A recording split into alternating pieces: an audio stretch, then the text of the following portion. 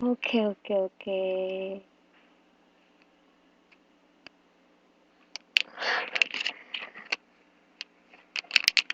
Oke. Kalau gitu, Mas Rian,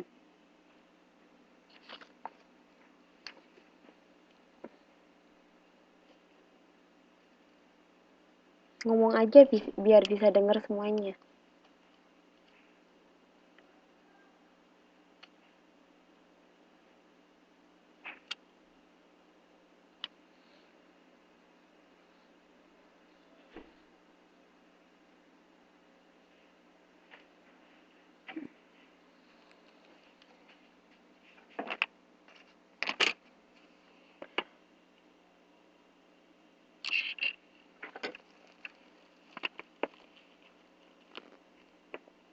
Kualitatif berdasarkan pada penggambarannya. Kalau kuantitatif,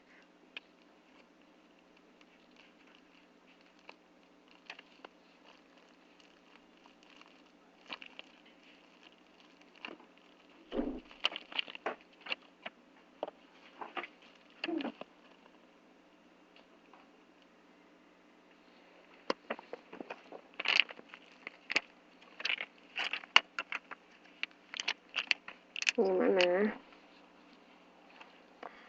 Jadi apa sih bedanya penelitian kuantitatif sama kualitatif itu? Kalau kamu disuruh membedakan jenis penelitian kuantitatif sama kualitatif, itu mengacu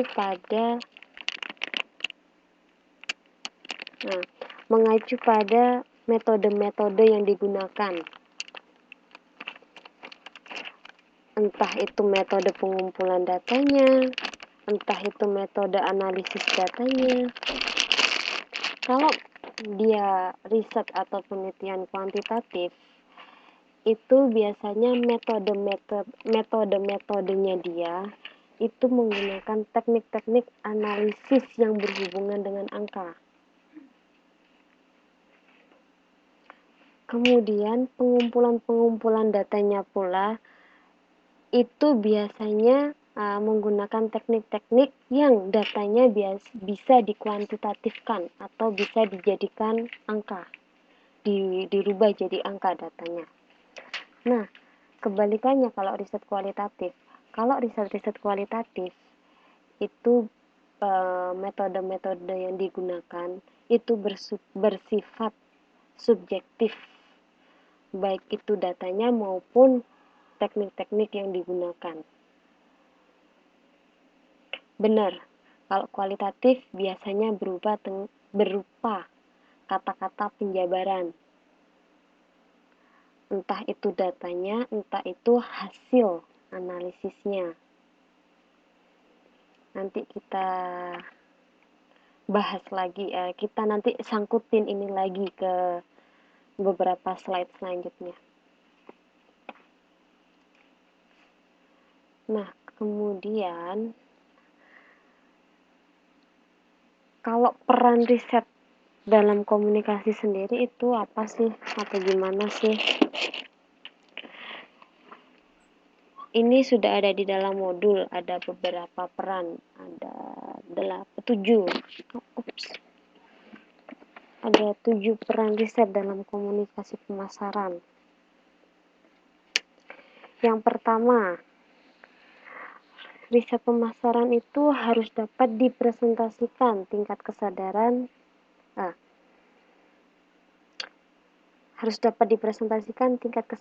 dan pemahaman bidang produk yang menarik perhatian.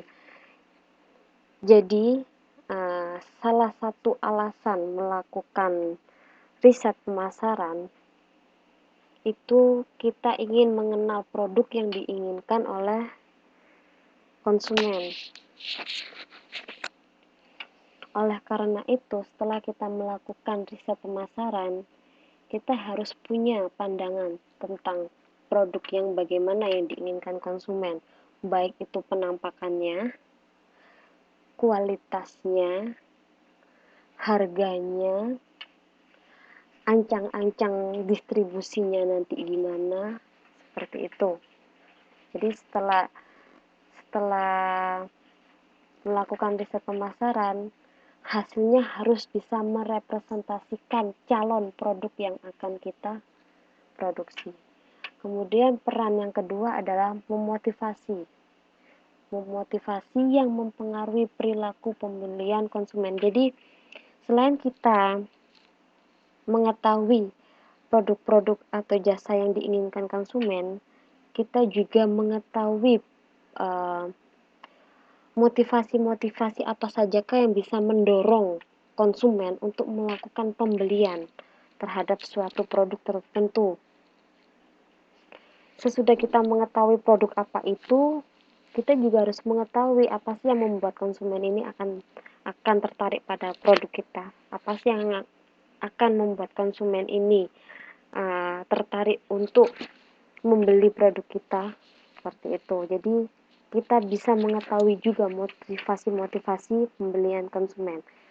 Karena seperti yang sudah saya jelaskan kemarin, konsumen membeli suatu barang, konsumen menggunakan suatu jasa, itu nggak melulu karena mereka butuh, tapi mereka juga ada motif-motif lain, entah itu prestis atau gengsi, entah itu karena apa saja, butuh prestis atau gengsi, koleksi, karena mereka konsumtif, dan lain sebagainya.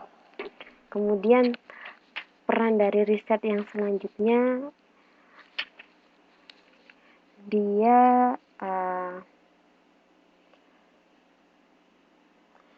kita bisa mengetahui kesadaran dan sikap yang harus kita kembangkan terhadap organisasi. Itu nggak hanya kesadaran dan sikap pihak intern, tapi juga pihak eksternal atau stakeholder eksternal, entah itu konsumen atau lembaga-lembaga sosial yang lain. Jadi seperti kita ingin mengetahui citra perusahaan di mata konsumen. Kita ingin mengetahui citra perusahaan di mata kompetitor. Seperti itu. Kemudian yang peran riset selanjutnya adalah sikap target pasar terhadap merek organisasi dan kompetisi yang berlaku. Yang harus kita pertimbangkan itu nggak hanya apa yang diinginkan konsumen, tapi kita juga harus hati-hati, kita harus waspada terhadap apa yang dipikirkan oleh kompetitor kita. Karena kita seandainya produk kita sudah di awang-awang atau produk kita sudah unggul, katakan nomor 1 di pasaran, sehingga kita akan ongkang-ongkang kaki, halah nggak akan ada kompetitor yang mampu menyaingi produk kita. Jangan seperti itu, tapi kita tetap harus mengawasi kompetitor kita. Karena apa? Keberhasilan suatu perusahaan itu akan memotivasi perusahaan yang lain untuk bisa mengalahkan. Seperti itu. Kemudian peran yang selanjutnya,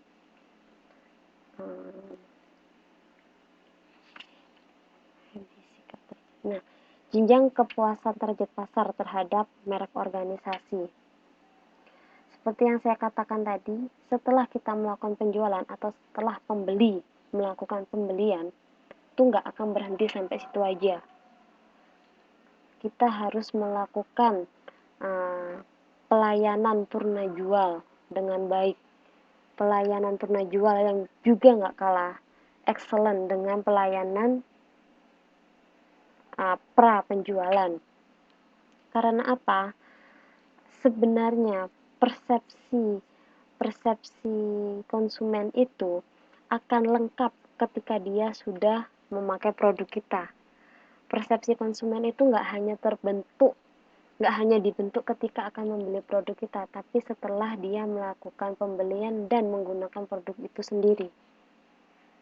Sehingga komplitlah persepsi konsumen itu. Nah, setelah melakukan pembelian, persepsi itu akan terbentuk. Dia sukakah atau dia nggak suka? Dia puas atau dia nggak puas? Nah, kepuasan-kepuasan atau ketidakpuasan konsumen itu kita tetap harus awasi, karena akan ada banyak faktor yang mempengaruhi tingkat kepuasan konsumen. Tingkat kepuasan konsumen satu dengan tingkat kepuasan konsumen yang lain itu akan berbeda-beda, tergantung dengan cara pandang dia, tergantung dengan karakteristiknya mereka. Seperti yang saya jelaskan kemarin, ada beberapa jenis konsumen kita. Ada yang hanya memperhatikan kebutuhan utama, ada yang memperhatikan prestis, ada yang hanya memperhatikan tingkat keprofesionalannya dia, seperti itu. Kemudian yang selanjutnya, menyajikan konsumsi media periklanan potensial target pasar. Jadi seperti di slide yang sebelumnya, kegiatan-kegiatan riset pemasaran itu juga dilakukan dalam kegiatan promosi. Nah, kenapa sih promosi itu juga diperlukan, perlu dilakukan riset pemasaran?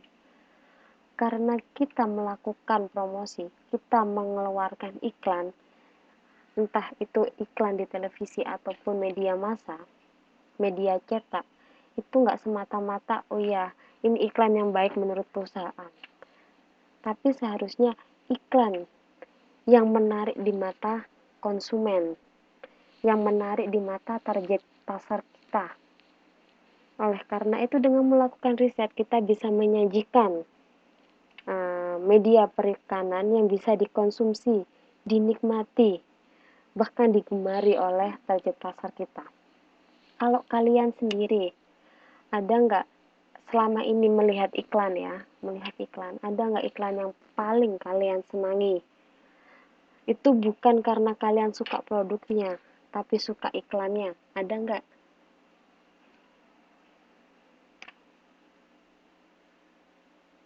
Apa Mbak Dina?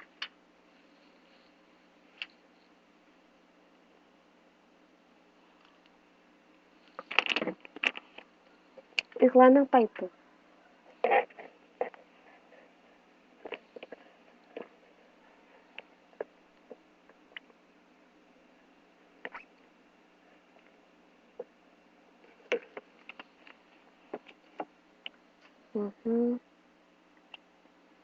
Sprite.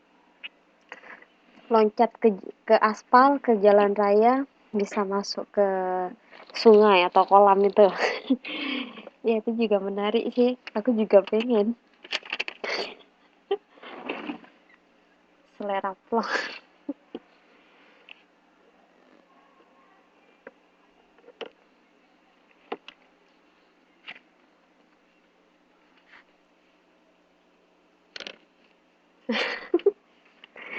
Kayaknya Mbak Siti ini sudah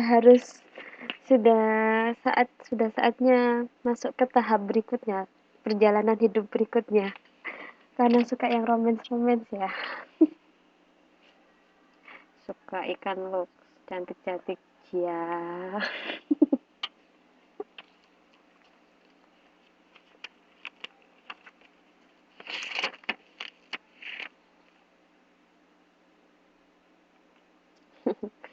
Itu yang dikirim sama Mbak aja tuh yang bikin tugas kelompok. Itu lucu ya. Iya, aku juga pertama ngakak tuh lihat itu sendiri.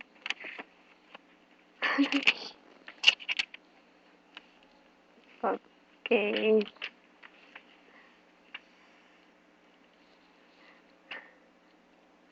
Iya benar, iklan Samsung itu juga unik.